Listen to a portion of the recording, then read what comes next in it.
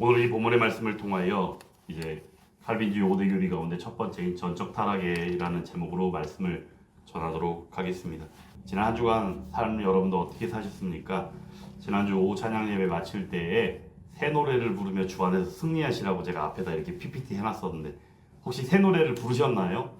네? 새 노래를 부르셨나요? 그럼 새 노래 하면은 또 말씀을 들었던 안 들었던 우리가 그냥 단순한 생각으로는 새 노래 하면 어디서 하나의 새로운 노래를 알게 돼서 그 노래를 부르는 것인가 라고 생각할 수도 있고, 또 요즘에는 우리들이 각각이 너무나도 표현의 자유가 심하다 보니까 어떤 노래든 간에 거다가 우리들이 마음에 떠오르는 대로 막 가사를 집어넣어 갖고 막 노래를 부르는 경우도 이제 그런 경우도 이제 내가 지은 노래야, 새 노래야 이렇게 또 표현하는 사람도 있을 수도 있습니다. 그런데 말씀을 통하여 본 바 시편 40편 말씀을 통해서 거기서 말하는 그 새 노래는 무엇이었습니까? 새 노래를 부르자 하나님께 올릴 찬송을 내 입에 두셨으니. 어제도 불렀고 그제도 불렀고 오늘 아침 시간에도 불렀던 내가 너무나도 사모하는 그 찬양. 근데 하나님께서는 전적으로 베푸신 그 은혜 안에서 그 찬양이 늘 불렀던 찬양이었지만 다윗에게조차도 느끼는 바 그 느낌이 무엇이었는가? 하나님의 베푸신 은혜 안에서 새롭게 하심의 그 풍성하신 은혜였다라는 사실입니다. 한 주간의 삶이 이처럼 하나님께서 베푸신 새로운 그 풍성함이 새 노래를 부르자 그 말씀처럼 여러분들 한 주간 삶이 그러한 줄 믿습니다. 저도 그 고백이 있습니다. 네, 늘 말씀드리지만 사는 게 즐거워요, 쉬워요 하는 사람은 이 세상에 아무도 없어요. 제 아무리 많이 가진 사람들도 그 가진 재물을 지키기 위해서 얼마나 노심초사 고민하고 힘들어하는지 아십니까? 우리가 뭐든지 간에 다 내려놓을 수 있을 때에 비로소 우리는 만족하게 되어지고 행복하게 되어지는데 그게 가능합니까? 절대 우리는 이 땅 가운데 살면서 불가능하죠. 그러므로 우리에게는 오직 유일한 행복이요 만족은 오직 우리의 하나님밖에는 없다라는 것입니다. 그런 가운데 오늘 이 말씀을 이제 또한 전하게 됩니다. 로마서의 구조에 대해서 여러분들에게 지난주에 잠깐 소개해드리면서 성경은 사실 이 삼중 구조로 이루어졌다라고 여러분들에게 말씀을 드렸습니다. 성경의 삼중 구조는 사실 로마서의 구조가 또한 그렇게 아주 비슷하게 전개가 되고 있고, 또한 그 가운데 개혁주의 신앙고백이라고 이야기한 하이델베르크 요리문답조차도 그 내용이 그러한 전개로 이루어졌다라고 여러분들에게 말씀을 드린 바가 있습니다. 성경의 삼중 구조는 어떠합니까? 타락, 즉 죄가 있습니다. 그리고 두 번째, 그 죄에 대한 비참으로 인한 구원이 있고, 이 구원이 은혜로 주어지고 그 가운데 또한 우리에게 회복이라고 이야기하는 삶으로 나아가는 감사의 삶이 있다라고 말씀드렸습니다. 그래서 여러 가지를 장중하게 설명드리니까 복잡할 수 있는데 삼중 구조를 한 가지 이렇게 딱 단적으로 말씀드리면 타락, 구원, 회복 이렇게 이야기할 수 있고, 이 타락은 죄를 이야기하는 거죠. 그래서 이 죄로 인한 그 표현이 무엇이냐? 비참이라는 표현이 있다고 말씀을 드렸습니다. 오늘도 말씀을 전하다가 이제 그 표현에 대해서 다시 한번 소개해 드릴 건데요. 비참, 은혜, 그리고 삶이라는 감사. 이렇게 삼중 구조라고 우리가 이해하면 됩니다. 로마서도 마찬가지로 오늘도 이제 로마서 말씀을 보게 되어지는데 로마서 말씀 가운데에도 그러한 구조가 여실히 그대로 드러나 있습니다. 실제 지난주에 말씀을 전한 로마서 12장의 말씀, 사실은 교리적인 측면인 앞쪽의 내용을 정리하며 실천적인 삶의 모습으로 시작하는 부분이 로마서 12장의 말씀이었고, 12장부터 14장에 이르기까지, 그리고 15장, 16장을 통해서 이제 스페인 선교를 갈 계획을 소개하고 로마서의 결론을 맺는 부분으로 로마서가 맞춰지게 된다고 말씀을 드린 바가 있지요. 이 로마서의 구조가 사실 그러므로 성경의 핵심 구조, 삼중 구조라고 이야기하는 이 내용이 로마서 안에 그대로 드러나 있다는 것을 우리는 기억해야 합니다. 그리고 이 로마서의 이 구조가 궁극적으로는 개혁주의 3대 신앙고백이라고 이야기하는 건데 한 부분인 하이델베르크 요리문답에도 그대로 드러나 있다라고 여러분들에게 소개한 바가 있습니다. 하이델베르크 요리문답 가운데에는 사실 삼중 구조가 129개의 문답으로 이루어져 있는데 1, 2에서 이제 서론 부분에 시작하는 예수 그리스도의 위로에 관한 부분이 소개되고 있고, 이후에 3번부터 11번까지 죄의 비참함에 대하여, 그리고 12번부터 85번까지 이르러 어떻게 구원받았는가에 대한 내용이 전개되고, 그 이후에 86번부터 129번에 이르기까지 그렇다고 한다면 구원받은 백성으로서는 어떠한 삶을 감사하며 살아야 하는가에 대해서 소개하고 있다라고 말씀을 드린 바가 또한 있습니다.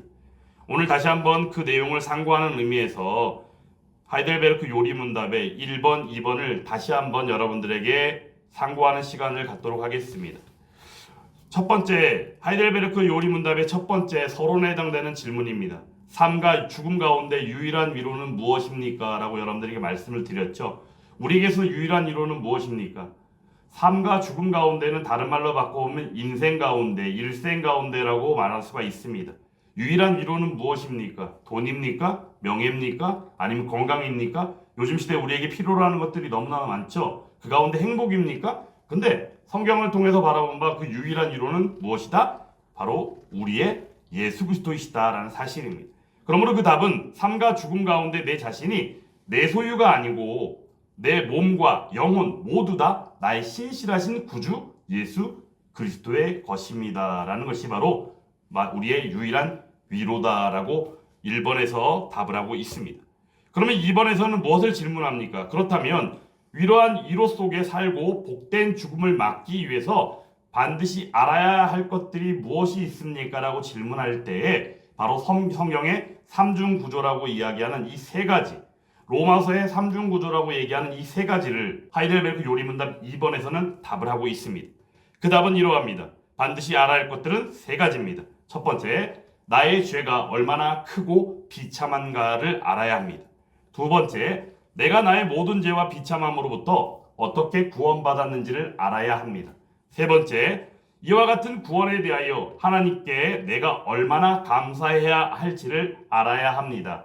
라고 답을 하고 있습니다. 내용이 동일하죠. 성경의 삼중구조, 로마서의 삼중구조, 하이델베르크의 세 가지 구조, 즉 내용을 정리한 다시 한번 소개해드리면 그것은 무엇입니까? 타락이요 죄, 그런 가운데 우리를 구원하신 하나님의 은혜, 그를 통해 또한 우리는 회복되어지고 그 회복 가운데 우리는 감사하는 삶을 살게 되어진다. 이 내용이 사실 성경 66권의 이 말씀 가운데 담겨있는 우리가 상고해야 될 내용이다라는 사실입니다. 오늘은 칼빈주의 5대 교리에 대한 내용입니다. 칼빈주의 5대 교리가 과연 무엇인가? 우리 교회는 어떤 교회입니까? 개혁주의 장로교회라고 그랬잖아요. 그래서 개혁주의 신학, 바른 신학이라고 이야기하는 개혁주의 신학을 이해함에 있어서 시작이 되고 기초가 되는 칼빈주의 5대 교리를 반드시 알아야 될 필요가 있다 여겨지므로 여러분들에게 이 말씀을 준비하여 전하게 되었습니다. 칼빈주의 5대 교리는 튤립이라는 표현을 쓰기도 합니다. 튤립이 뭐죠? 네덜란드에서 아주 유명한 풍차가 돌아가고 그 나라에 가면 튤립이 만발하잖아요. 그죠? 이제 5월이 되고 6월이 되면 튤립이 이제 또 우리가 이제 만발한 것을 아마 뭐 근처에 하면 에버랜드나 이런 데서 이제 축제도 하고 아마 그렇게 할 것 같은데 저도 거기 가본 지가 상당히 오래돼서 요즘에 튤립의 그 아름다움과 그 향긋함을 느껴본 지가 너무 오래됐는데 어찌됐건 간에 튤립 교리라고 이야기하는 것이 칼빈주의 5대 교리입니다.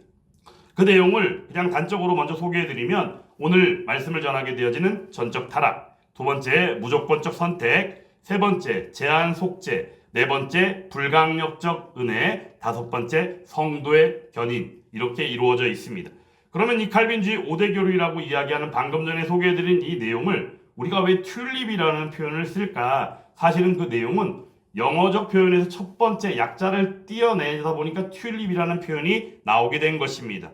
Total depravity, 그 다음에 Unconditional election, Limited atonement, 그리고 Irresistible grace, 그 다음에 Perseverance of the saints.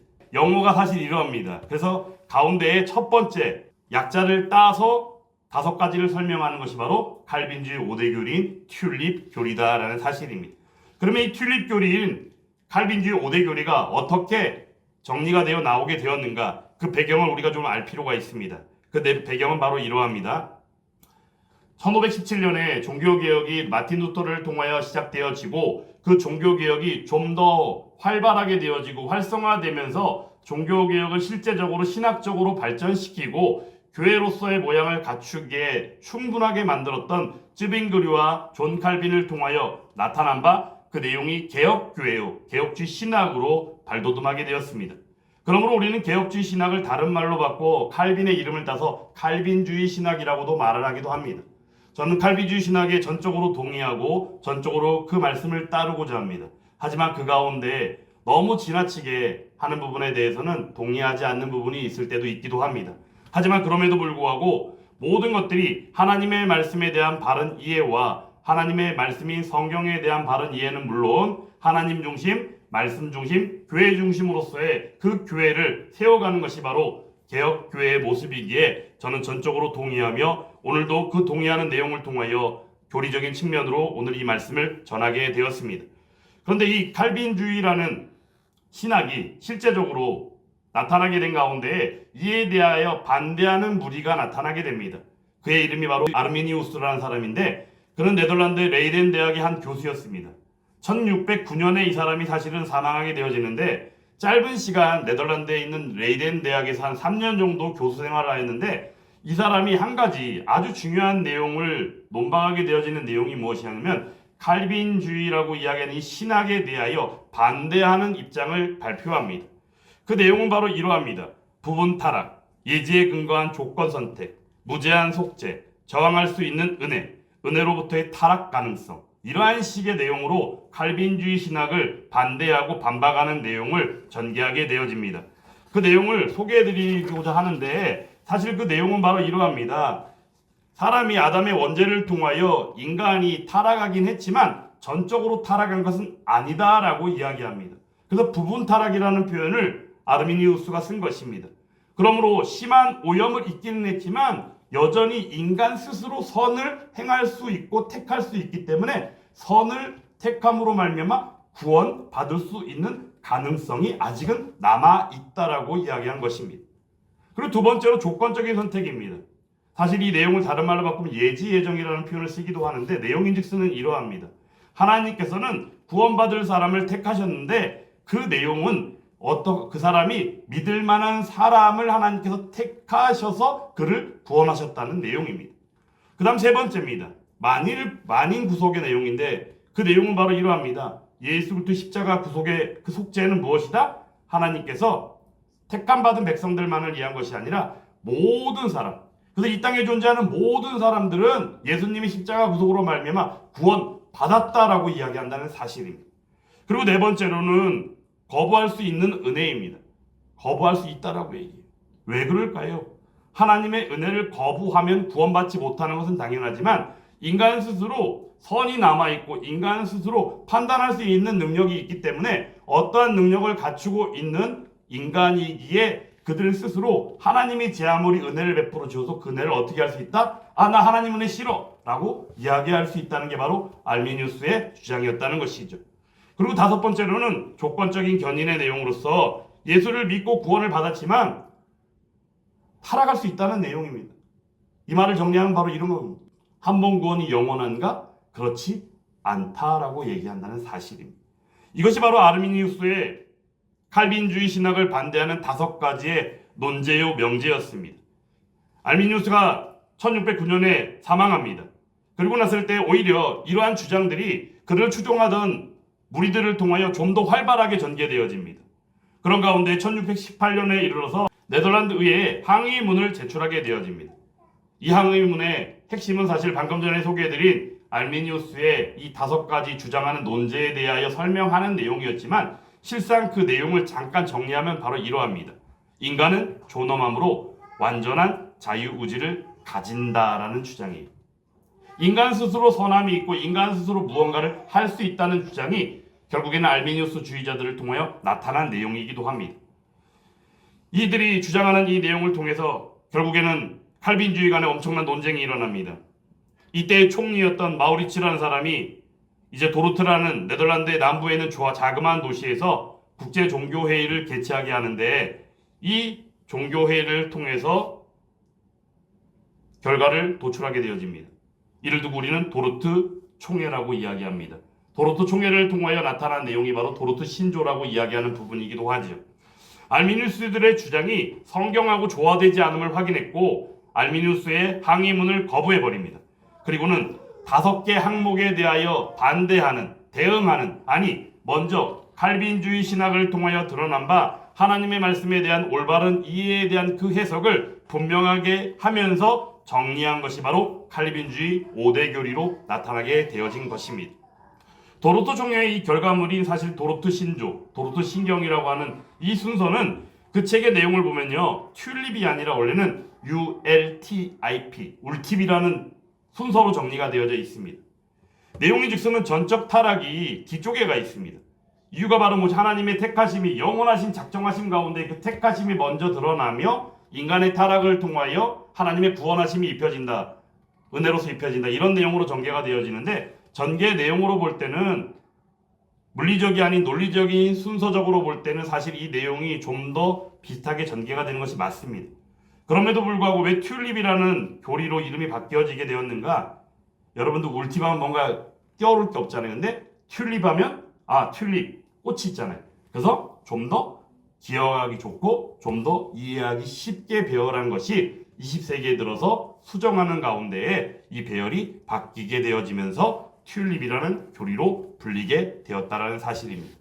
오늘 이제 본문으로 들어가서 전적 타락에 대한 내용을 하나하나 살펴보도록 하겠습니다. 첫 번째에 해당하는 그 내용으로서 9절의 말씀이 오늘 본문에는 실지는 않았지만 우리가 주목할 부분인데, 그 내용이 바로 무엇이냐? 유대인이나 헬라인이나 다 죄 아래에 있다라는 내용입니다. 유대인이나 헬라인이나 다 죄 아래에 있다는 내용은 다른 말로 바꾸면 무엇일까요? 유대인, 헬라인, 유대인, 이방인, 즉 사람은 어느 누구든지 간에 모든 인간을 지칭하는 것입니다. 그러므로 모든 인간, 모든 사람은 다 죄 아래에 있다고 이미 선언했고, 그 선언이 지금도 유효하며 그것은 바꿀 수 없는 것이다 라고 오늘 9절에서는 먼저 말씀하고 있습니다. 그런 가운데 이제 10절부터 전개되는 내용을 통하여 그들의 상태가 어떠한가에 대하여 말씀하고 있는데, 10절에서는 먼저 의인이 없다라고 말합니다. 의인이 없다. 의인이 없다는 내용이 과연 무엇일까요? 의인이 없다는 내용을 보기 전에 먼저 9절의 말씀에 있는 죄 아래에 있다는 표현에 대해서 한 번 더 우리가 좀 주목할 부분이 있다면, 죄 아래에 있다라는 말을 다른 말로 바꾸면 무슨 얘기냐? 하나님의 진노 아래에 있다라고 우리가 이야기할 수 있는 것이죠. 하나님의 진노 아래에 있는 것이 바로 죄 아래에 있는 것입니다. 그러면 하나님의 구원을 받는 것은 우리가 무엇이라 얘기할 수 있을까요? 하나님의 은혜 아래에 있다라고 얘기할 수 있는 것이죠. 죄 아래에 있는 것과 반대되는 것은 하나님의 은혜 아래에 있는 것입니다. 그러므로 죄 아래에 있음으로 말미암아 받게 되어진 하나님의 진노가 하나님의 은혜 아래에 있음으로 말미암아 받게 되는 바로 하나님의 구원과는 서로 완전히 반대되는 내용으로 우리가 알면 된다는 것입니다.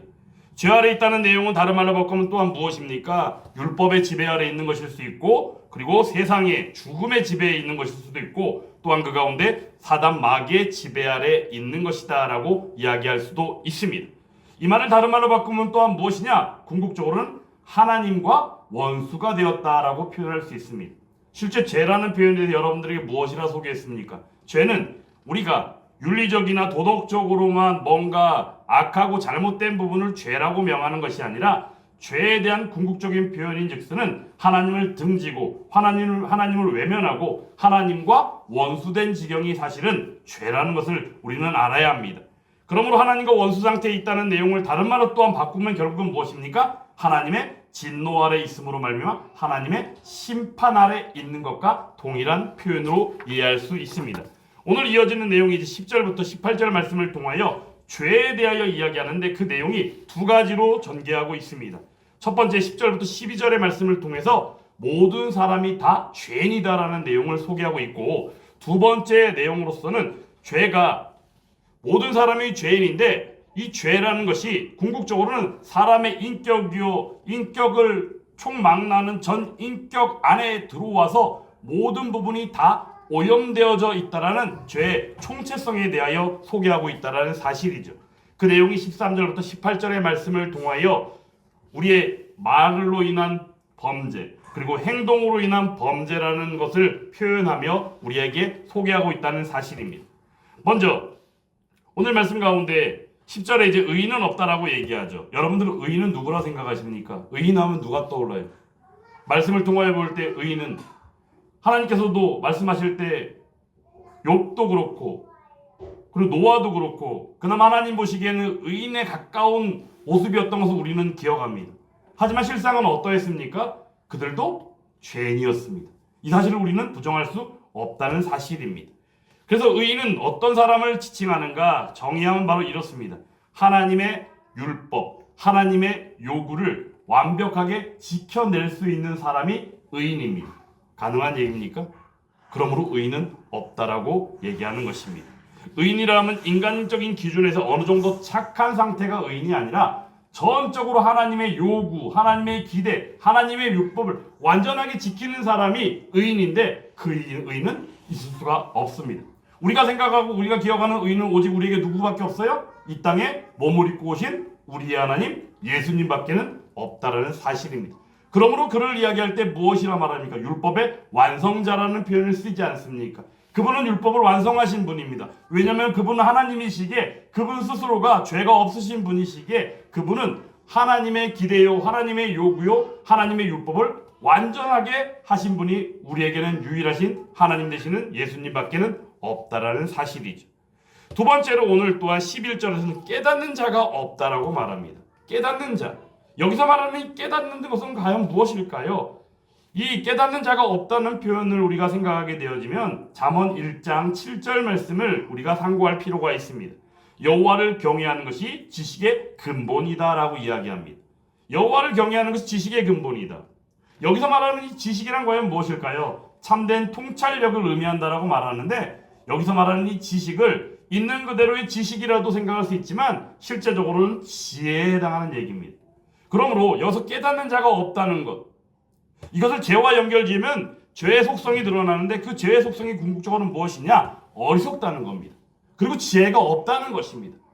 궁극적으로 또한 하나님을 경외하지 않는다는 겁니다. 여기서 바로 죄라는 것이 무엇인지를 다시 한번 여실히 우리에게 보여주고 있죠. 그러므로 죄는 어리석은 것이고 지혜가 없는 것이고 하나님을 경외하지 않는 것이다. 그러므로 죄를 지은 죄인의 모습은 어떠할까요? 이해가 떨어지는 것이 아니라 아예 이해가 없습니다. 왜냐하면 그들은 지혜가 없기 때문입니다. 그 내용은 이러합니다. 하나님에 대해서 바른 이해가 없습니다. 인간에 대한 바른 이해가 없습니다. 그리고 죄에 대해서도 바르게 이해하지 못합니다. 궁극적으로 이제 구원에 대해서도 바른 이해가 없습니다. 왜냐하면 그들은 무능력하기 때문입니다. 세 번째로 이제 하나님을 찾는 자도 없다라고 얘기합니다. 하나님을 찾는다.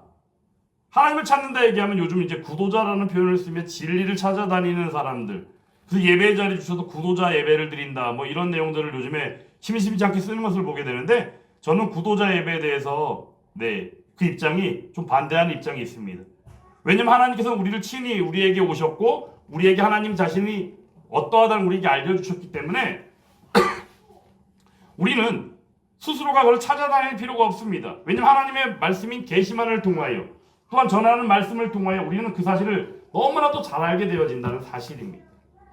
그런데 그러한 것들에 대해 요즘에 거부하는 분위기와 함께 인간적인 측면에서의 그 중심된 모습들이 너무나도 드러나다 보니까 이와는 반대되는 내용으로 진리를 찾아다닌다는 구도자라는 표현을 심심치 않게 쓰기도 하고, 결국엔 오늘 또 내용이 바로 무엇입니까? 하나님을 찾는 자가 한 사람도 없다는 내용은 단순하게 그 존재에 대하여 관심, 호기심, 그런 정도의 이야기를 하는 것이 아님을 우리는 분명히 알아야 합니다. 하나님을 찾는다는 표현은 무엇이냐면 하나님의 존재에 대해 궁금해하고 호기심을 여기는 정도가 아니라 하나님의 그 영광을 위해서 살아가는 삶의 최선을 다하는 그 사람을 여기서는 말하고 있음을 우리는 알아야 한다는 것이죠. 그런데 죄인은 어떠합니까? 절대 그렇지 않죠. 왜냐하면 죄인의 마음 가운데 하나님을 찾기보다는 자기가 드러나기만을 원하고 자기 이익, 자기 영광을 추구하는 것이 죄인의 습성이기 때문이다라는 사실입니다. 그리고 다음 이어서 나오는 내용이 바로 무엇입니까? 선을 행하는 자도 없다라고 얘기합니다.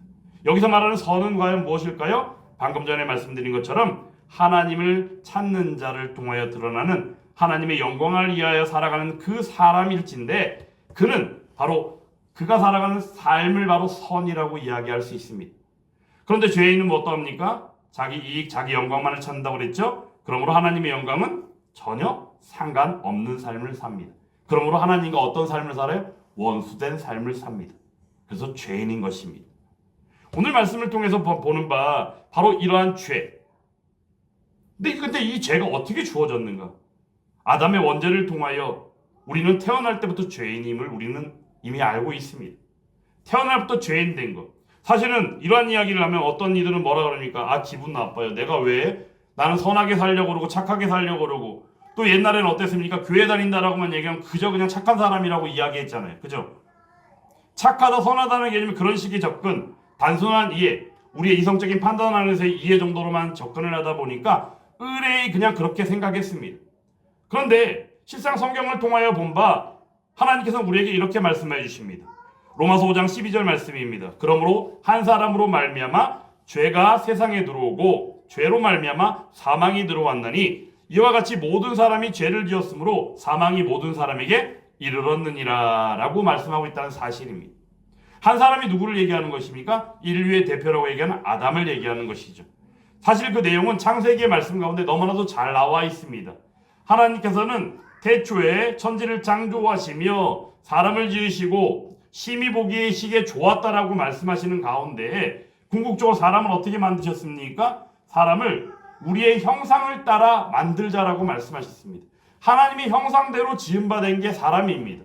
하나님의 형상을 통하여 우리에게 주신 그 선물이라고 얘기하는 우리는 지정의라고 하는 것을 우리는 알게 되는데 그 내용은 이러합니다. 지성, 감정, 의지라는 것이 있습니다. 지성 발은 무엇입니까? 하나님을 아는 지식입니다. 감정 무엇입니까? 그 지식을 통하여 우리는 그를 느끼며 살아갑니다. 그리고 의지가 무엇입니까? 그 느낌을 나아가 실천하며 살아갑니다. 바로 이 지정이라는 것이 있는데 지정의가 결국에는 아담의 원죄를 통하여 지정의가 부패하고 타락되어지고 상실하게 되어졌다는 사실을 우리는 분명히 알아야 합니다. 그 내용이 전적 타락의 내용 가운데 있는 주핵심적인 내용이기도 합니다. 창세기 2장의 말씀 가운데 하나님께서는 아담에게 명령하십니다. 2장 16절 17절 말씀에 여호와 하나님이 그 사람에게 명하여 이르시되 그 사람이 누굴까요? 아담입니다. 동산 각종 나무의 열매는 내가 임의로 먹되 선악을 알게 하는 나무의 열매는 먹지 말라. 내가 먹는 날에는 반드시 죽으리라 하시니라. 동산 중앙에 있는 나무, 선악을 알게 하는 나무의 열매는 어떻게 하라고요? 먹지 말라고 그랬습니다. 근데 그 결과가 어떠하다고요? 반드시 죽으리라. 어디가 아파서 시름시름 앓는다, 병에 걸린다, 뭐 이런 어떤 중도적이고 가정적인 측면을 얘기하는 게 아니라 어떻다고요? 반드시 죽는다라고 말씀하셨습니다. 그런데 들짐승 중에 가장 간교하다는 뱀이 꼬입니다. 창세기 3장에 보면 결국에는 그 꼬임에 빠져서 어떻게 합니까? 선악을 알게 하는 나무의 열매를 먹게 되어지죠. 그리고는 에덴 동산에 추방당하는 저주를 받게 됩니다. 사실 여기서 우리는 이제 죄의 비참이라는 표현을 여기서 발견하게 됩니다. 에덴 동산에서 추방당했죠. 그들이 있어야 될 자리는 어디였습니까? 에덴 동산이었습니다. 왜냐하면 하나님의 형상을 따라 지은 바 되었고 지정의를 통하여 오염되지 않은 하나님께서 주신 그 하나님의 형상 가운데 주신 선물인 지정의를 통하여 하나님을 반듯하게 바라보고 하나님의 말씀에 따르며 그 가운데 하나님을 느끼는 가운데 그들의 삶은 하나님의 영광을 위하여 전적으로 살아가는 삶이었다는 것이죠.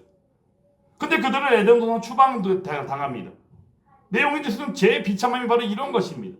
있어야 될 자리 에덴 동산이 아니라 잊지 말아야 될 곳 에덴 동산 밖으로 나가게 된 것입니다. 하나님의 은혜를 잊고 하나님의 능력을 잊고 하나님의 평강을 잊고 하나님의 영광을 위하여 살아야 되는 그들의 자리가 아니라 에덴 동산에 추방당하는 저주를 받음으로 말미암아 죄의 비참을 그들은 온전히 느낄 수밖에 없었다는 사실입니다. 죄인의 비참.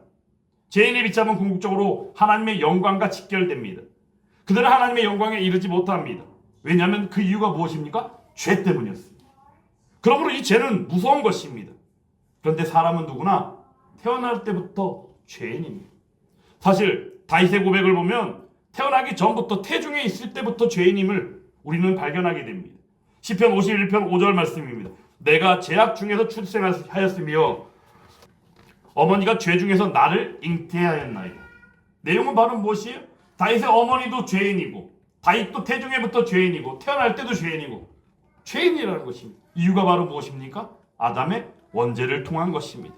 그러므로 에베소 2장 3절 말씀을 통하여 본질상 진노의 자녀가 된 것입니다. 이것이 바로 전적 타락, 전적 부패를 통하여 나타난 바 모든 사람이 죄인인 사실입니다. 모든 사람이 죄를 범하였음에 하나님의 영광에 이르지 못하더니 로마서 3장 24절 말씀에서 말씀하고 있지 않습니까? 이 내용을 우리는 부정할 수 없다는 것입니다. 오늘 그러므로 의인은 없는데 깨닫는 자도 없는데 하나님을 찾는 자도 없는데 선을 행하는 자도 없는데 결국은 그들의 모습은 무엇입니까? 다 치우쳐서 함께 무익하게 되어져 쓸모 없어졌다는 것입니다. 하나님께서 우리를 창조하시고 우리를 그 형상대로 지으셨을 때는 우리는 하나님의 존귀한 가운데, 하나님의 영광 가운데 살아갔습니다. 근데 추방당하고 죄지은 죄인의 삶 가운데는 무엇입니까? 무익한, 쓸모없는 존재가 되었습니다. 이 말을 다른 말로 바꾸면 전적으로 무능력한 존재가 되었다라는 사실입니다. 이것이 거부할 수 없고 이것이 우리가 부정할 수 없는 바로 우리들이 죄인이라는 사실입니다. 사랑하는 여러분, 죄라는 표현을 쓰고 죄인이라는 표현을 쓰면 왠지 모르게 거부감이 일어나는데 그 죄라는 표현을 우리가 깨닫게 되어지고 이 죄라는 표현 안에서 하나님을 발견하고 하나님을 느끼며 살아가는 그 삶이 얼마나 은혜로운 삶인지 아십니까? 예전에 어떤 적이 있었냐면 어떤 분을 통해서 갑작스럽게 같이 아침에 식사를 나누는 자리에서 갑자기 막 역정을 내시는 겁니다. 기독교 방송을 보고 계신 거였어요. 같이 식사하는 자리에 아침 시간에 잠깐 보았던 기독교 방송에서의 그 예배의 모습을 통해서 화가 나신 거예요. 갑자기 저한테 하신 얘기가 이런 겁니다. 지가 뭐라고 사람들 모아놓고 사람들을 다 죄인 만들어 힘들게. 안 그래도 세상에서도 힘든 사람들. 여러분들 동의하십니까? 여기서 동의하는 것은 무엇입니까? 안 그래도 세상에서 힘든 사람들. 거기에 대해서 동의하시죠? 저도 세상에서 힘들어요. 저도 사람인지라 느끼는 감정이요. 살아가는 삶 자체가 쉽지는 않습니다. 그럼에도 불구하고 하나님께서 그 힘들게 살아가는 삶 가운데서도 이기게 하시고 하나님의 베푸시는 은혜로 말미암아 그 모든 것들을 감당하고 이겨내고 바로 이 자리에 있다는 사실입니다. 죄라는 것에 대해서 우리가 거부할 필요가 없습니다. 죄 자체에 대해서는 반드시 우리가 거부해야 되겠죠. 죄 자체에 대해서는 우리가 그 비참함이 무엇인지를 알고 있는지라 이미 우리는 그것을 인정하고 또한 그것이 무엇인지를 각성하고 나온 바 바로 하나님의 자녀가 되었기에 그 사실에 대해서 우리는 이미 알고 있기에 그 죄하고는 우리가 절대적으로 거부하고 분리되어진 삶을 살아야 하는 것이 맞습니다. 그럼에도 불구하고 우리는 어떠합니까? 연약합니다. 부족합니다. 그런데 그러한 것들을 총체적으로 접근해서 봐야 하는데도 불구하고 부분 이 세상을 살아가는 삶의 어려움과 힘듦에 대하여 토로하며 그것조차도 이 시대 가운데 우리는 잊고 살아가는 것이 현실이 되어버렸다. 지난주에도 말씀을 전하며 이 세대를 본받지 말고 이 세대의 모습 가운데 수많은 문제거리가 있었지만 말씀을 전하며 여러분들에게 전한 내용 가운데 핵심이 무엇이었습니까? 죄를 죄로 여기지 않고 죄를 죄라고 인식하지 않고 그것조차도 내 편의, 내 만족, 내 이성적인 판단 안에서 내가 중심이 되어버리면 어떠한 잘못이고 어떠한 죄라 할지라도 하나님과 원수되는 일이라 할지라도 그것은 내 편의를 위해서라면 괜찮다 라고 여기는 게 요즘 시대 사람들의 모습이다라고 말씀을 드렸습니다. 여러분들은 어떠합니까? 지금 이 말씀을 받으며 모든 사람이 죄인이라는 사실 가운데 그 모든 사람 안에 포함된 것이 바로 저일 수 있고 여러분들일 수 있는데 여기 대해서 여러분들 혹시라도 기분 나쁘십니까? 혹시라도 부정하고 싶으십니까? 내가 이렇게 힘들게 지금까지 이렇게 살아왔는데 어느 누가 보기에도 어느 누구에게도 피해 주지 않고 착하게 선하게 살아왔는데 왜 나를 죄인이라고 얘기하는가? 근데 하나님의 말씀을 통하여 본 바 아담의 원죄를 통하여 죄가 세상에 들어오고 죄로 말미암아 사망에 이르게 되어지는 그 일은 하나님의 말씀을 통하여 본 바 절대적으로 부정할 수 없는 실제임을 우리는 알아야 한다는 것입니다. 그러므로 이 사실을 통해서 우리는 모든 사람이 죄인이라는 사실을 우리는 인정해야 합니다. 모든 사람이 죄인입니다. 그런데 그 내용을 또한 모든 사람의 모든 부분, 전 인격적인 존재인 이 사람이 가지고 있는 모든 부분들이 다 죄로 오염되어져 있다는 사실을 또한 우리는 알아야 합니다. 그 내용이 오늘 13절부터 18절의 말씀을 통하여 또한 소개하고 있습니다. 사실 바울은 오늘 인간의 발성기관, 인간이 이게 말을 하잖아요. 음성이 들리잖아요. 이 음성이 들리는 이 발성기관을 하나하나 순서적으로 소개하면서 바로 이 죄에 대하여 언급하고 있습니다.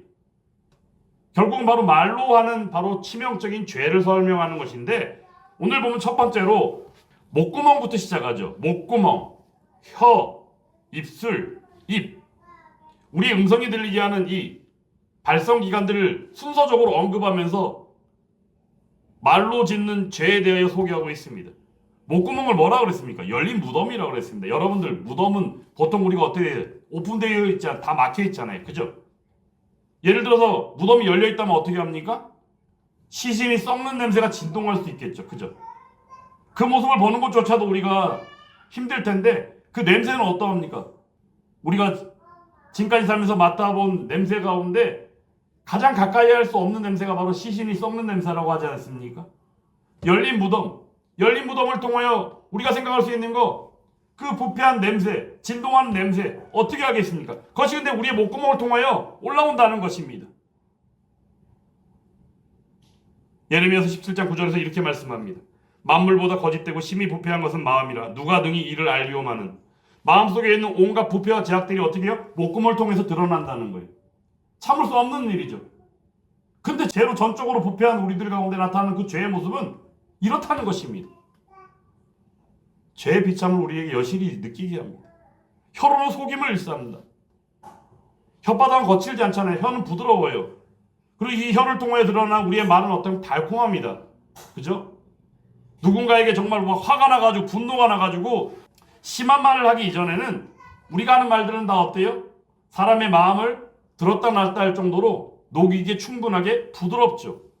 거기에는 어떤 것들이 있습니까? 아부하고 칭찬하고. 근데 뒤만 돌아서면 욕하는 사람들이 얼마나 많습니까? 그쵸? 어떤 얘기해놓고 진짜 그런 줄 아는 것처럼 뭐 이런 식으로 뒤에서 다른 말 하는 사람이 있다거나. 문제가 심각한 것이죠. 입술을 통해서는 독사의 독입니다. 독사하면 뱀이잖아요. 들짐승 가운데 가장 강구한 게 누구였습니까? 하와를 꼬드긴 게 누굽니까? 사단 마귀요. 뱀이었잖아요. 독사의 독. 죄인의 말에는 다른 사람을 인격적으로 죽이는 인격적 살인까지 하는 엄청난 독이 나옵니다. 입에는 저주와 악독이 가득합니다. 말로 짓는 죄, 참으로 우리가 더 표현하기 쉽지 않은 너무나도 비참한 가운데 있는 것이 바로 죄라는 사실입니다. 근데 이것이 어떡하세요? 모든 사람이 죄인인 가운데 그 한 사람 한 사람의 전인격 가운데 전적으로 오염되어진 그들 가운데 존재하는 것이 바로 이 죄라는 것입니다. 이어서 행동으로 이제 짓는 죄에 대하여 설명하는데 그 내용의 시작이 바로 그 발을 이야기합니다. 그 발은 피 흘리는데 빠르다. 죄는요, 다른 사람하고 서로 비견했을 때 경쟁을 시키기도 하고 다투기도 하고 심지어는 전쟁을 일으키기도 합니다. 그리고는 덤비는 게 너 죽고 나 살자 이런 식으로 나가요. 너 죽고 나 살자. 그죠? 너도 죽고 나도 죽자고 하는 경우 정말 화가 나가지고 본심을 감춰놓고 하는 얘기들이 그렇지 실상은 너는 죽되 나는 살아야 되는 거예요. 이게 인간의 본성이에요. 인간의 마음이에요. 본질상 진노의 자녀가 된 우리들은 어때요? 바로 자기중심적인 사고가 드러날 수밖에 없는 것이죠. 실제 인류의 역사를 얘기할 때 인류의 역사를 이렇게 표현합니다. 죄로 말미암은 피 흘림의 역사요 전쟁의 역사라고 이야기합니다. 죄는 어떻습니까? 언제나 파멸시킵니다. 망칩니다. 멸망시킵니다. 그리고는 그 결과로서 늘 고생하게 하죠. 그래서 어떠합니까? 딴 사람은 죽이고 나는 살자고 얘기하고 결국엔 어떻게 하는 거예요? 자기도 결국엔 죽는 게 바로 죄라는 거예요. 우리의 착각이죠. 우리의 착각이 바로 그러합니다. 그러므로 오늘 본문에 나와 있는 것처럼 파멸과 고생이 그 길에 있는 것은 당연한 이치입니다. 그리고 평강의 길을 알지 못합니다. 평강의 왕 되신 분이 바로 누굽니까? 우리 하나님이시잖아요. 그죠? 하나님을 찾는 자도 없고 하나님을 알지도 못하는데 그들이 어떻게 평강의 길을 알 수 있겠습니까? 당연한 것입니다. 그러므로 그 궁극은 무엇입니까? 18절 말씀, 그들의 눈앞에 하나님을 두려움이 없느니라 함과 같으니라. 아멘. 하나님을 두려워하지 않는다는 거예요. 죄인이 가장 큰 특징이 뭔지 아십니까? 하나님을 두려워하지 않아요. 요즘에는 어느 누구든지 보면은 예배도 한번 드려봤고 교회도 알고 복음에 대해서도 많이 들어봤고 알고 얘기를 나누다 보면 전도하기 너무나도 힘든 시대인 게 사실입니다. 교회 가자 예배 드리자 그러면 하는 얘기가 사실은 저 예전에 교회 다녔어요. 저 예전에 예배 잘 드렸어요. 지금은 왜 그래? 상처를 받았어요. 상처? 있을 수 있습니다. 근데 그때마다 우리는 중심을 바로잡고 생각할 필요가 있습니다. 상처를 누구에게 받은 것입니까? 하나님으로부터 받은 것입니까? 사람으로부터 받은 것입니까? 하나님께서는 우리에게 상처를 주시는 분이 아닙니다. 하나님께서는 우리에게 오히려 그 있는 상처조차도 하나님의 역사하심과 능력을 통하여 치유하시고 회복하시는 분입니다. 근데 문제는 사람을 통하여 상처를 받은 것입니다. 왜냐하면 이 땅의 교회는 완전하지 않기 때문입니다. 이 땅의 교회는 수많은 사람들이 더불어 함께 나와 예배를 드리고 신앙생활하는 곳이기 때문입니다. 그러므로 그들 가운데는 늑대가 있을 수도 있습니다. 구원받지 못한 이가 있을 수 있고 믿음이 없는 이가 있을 수도 있습니다. 그럼에도 불구하고 우리는 어떻게 합니까? 포괄적으로 그냥 성도님들이라고 표현합니다. 성도라는 이름은 이렇게 쉽게 불려지는 이름이 아닙니다. 우리가 그냥 일반화되어서 성도라는 표현을 쓰는 것이지 하나님의 말씀을 통하여 본 바 성도라는 표현은 이렇게 쉬운 이름이 아닙니다. 너무나도 귀한 이름입니다. 그 가치를 따질 수가 없습니다. 그 무게를 따질 수가 없습니다. 그럼 누굽니까? 하나님을 믿는 믿음 안에서 하나님의 택하심을 입고 구원함을 입고 그 삶을 살아가며 하나님의 영광 가운데에서 하나님 나라를 소망하는 사람. 그가 바로 성도입니다. 그 귀한 이름. 이 시대 가운데 우리가 너무나도 빠져있지 않기를 간절히 원합니다. 이 시대 가운데 왜곡되고 모순 가운데 있는 그러한 것들에 빠져있지 않기를 간절히 원합니다. 그리고 하나님께서 주신 말씀을 통하여 본 바 오늘 칼빈주의 5대 교리 가운데 전적 타락이라고 하는 이 전적 타락, 모든 사람은 죄인임으로 하나님의 영광에 이르지 못하고 그 가운데 그 사람 한 사람마다 다 죄로 오염되어져 있음으로 말미암아 부패되어진 그 특성이 있음을 우리가 부정하지 않기를 간절히 주의 이름으로 축원합니다. 그러므로 모든 사람이 다 죄 아래 있다는 것이 하나님을 두려워하지 않음으로 말미암아 하나님의 진노요, 하나님 심판 아래 있는 것은 마땅한 일입니다. 근데 여기서 전적 타락이라는 표현을 조금 조심해서 우리가 이해할 필요가 있습니다. 전적 타락이라는 게 있고요. 사실은 완전 타락이라는 게 있습니다. 여러분, 완전 타락과 전적 타락의 차이가 무엇일까요? 완전하게 타락되어졌다는 것은 무엇이냐면 오직 악한 일만 하는 마귀 같은 존재가 되었다는 게 바로 전적 타락이 아닌 완전 타락의 모습이에요. 때로는 어떤 착한 일도 할 수 없는 그냥 동물 같은 존재. 그걸 완전 타락에서 얘기합니다. 근데 우리는 어때요? 완전이 아니라 전적 타락입니다. 그 내용은 바로 이러합니다. 전적 타락이라 함의 내용의 핵심은 무엇이냐? 인간이 비록 타락되어졌지만 하나님의 형상을 상실했지만 그들이 가운데는 일반 은총이라고 얘기하는 희미하게 비치는 자연의 빛이 남아있음으로 말미암아 다른 피조 세계 가운데 피조물과는 구별되어진 하나님께서 주신 인간의 고유 특성이 남아있다는 것이에요. 그래서 우리는 어때요? 그 양심 가운데 우리는 어때요? 구분을 하기도 하고 분별하기도 하죠. 그러면 여기서 말하는 이 타락이란 과연 어떤 내용인가? 이 타락의 내용은 인간 스스로 구원에 관해서 그 어떠한 일도 행할 수 없다는 상태. 즉 구원에 관해서 전적으로 부패하고 무능력하다고 하는 것이 바로 전적 타락의 핵심 내용이다라는 사실입니다. 나는 나를 구원할 수 없습니다라고 하는 존 파이퍼 목사님이 쓴 책이 있습니다. 그 가운데에는 보면은 바로 칼빈주의 5대 교리를 잘 설명해 놓은 책이기도 합니다. 그 책을 통하여 칼빈주의 5대 교리를 설명했지만 책의 제목을 왜 나는 나를 구원할 수 없습니다라고 내용을 써놨을까? 여러분들이 질문해 보겠습니다. 여러분들은 여러분들 자신을 구원할 수 있습니까?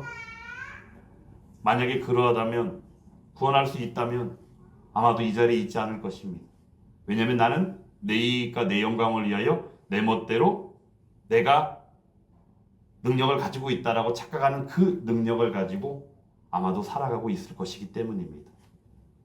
하나님을 두려워함 가운데에 그 두려워함, 하나님을 두려워한다는 것은 무엇입니까? 오늘 말씀으로도 하나님을 두려워함이 없는 바로 그가 죄인입니다. 그 죄인은 모든 사람입니다. 그 모든 사람들 각각은 바로 인격적으로 그들의 모든 것들이 다 오염되어지고 부패되어졌기 때문에 그들은 죄를 지을 수밖에 없는 상황 가운데 놓여 있습니다.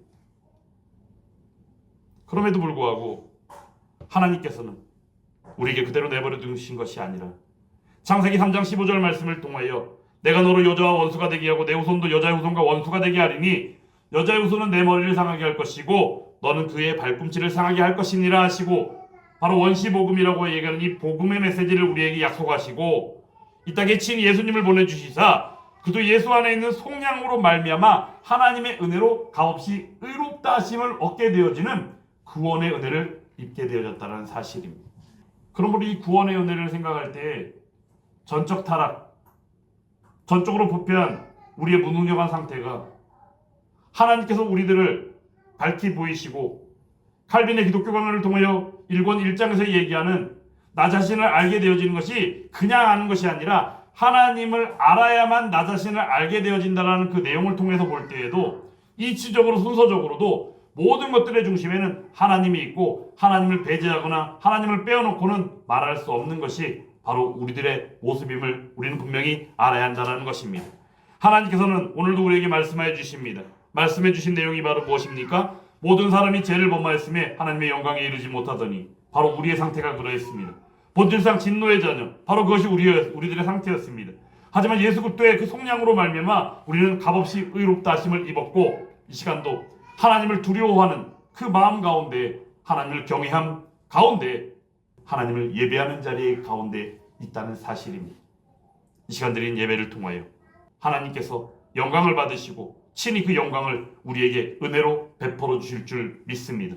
이를 통하여 우리의 삶이 온전히 나아가게 됩니다. 사실 교리라는 것이 딱딱합니다. 왜 이렇게 딱딱하고 지루하고 때로는 이해가 가지 않을 때도 있습니다. 왜냐하면 그것은 하나님의 신비로 드러나는 부분이 있기 때문입니다. 그럼에도 불구하고 우리에게 유익한 바로 무엇입니까? 하이델베르크 요리문답을 프리드리히 3세라는 독일의 선제우를 통해서 작성하게 했는데 그 작성하게 된 배경 가운데에 지향하는 지형점인데 그 지향점이 두 가지입니다. 첫 번째 발음입니다. 두 번째 같음입니다. 우리 이 땅 가운데 살아가면서 옳고 그름을 어느 누구도 말할 수 없습니다. 하지만 하나님께서는 하나님이 보시기에 옳고 그른 것들을 우리에게 알게 하셨고 하나님의 말씀을 통하여 그 옳고 그름을 통하여 우리를 살게 하셨습니다. 그 관점에 따라 달라지는 것입니다. 인간이 어찌 스스로 옳고 그름을 판단할 수 있겠는가? 그 사실을 전적 타락을 통하여 본바 우리는 너무나도 잘 알고 있고 하나님께서 먼저 잘 알고 계십니다. 그런 가운데 우리들에게 하나님의 존재를 알리시고 하나님께서 우리에게 은혜를 베푸시고 그 안에서 우리를 살게 하셨다는 것입니다. 사랑하는 여러분, 오늘 이 시간 이 말씀을 통하여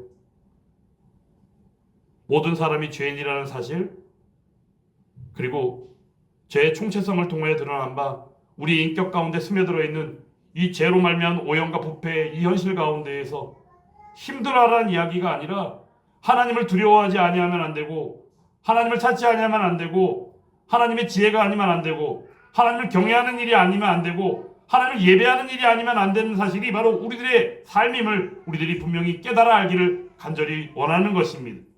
그럼 한 주간의 삶도 나아갈 때에 하나님을 예배하는 예배자의 삶이 이 시간 공적으로 함께 모여드리는 이 예배를 통하여 선포된 말씀을 상고하고 나아갈 때에 한 주간도 승리하는 저와 여러분들이 될 수 있기를 주의 이름으로 축원합니다.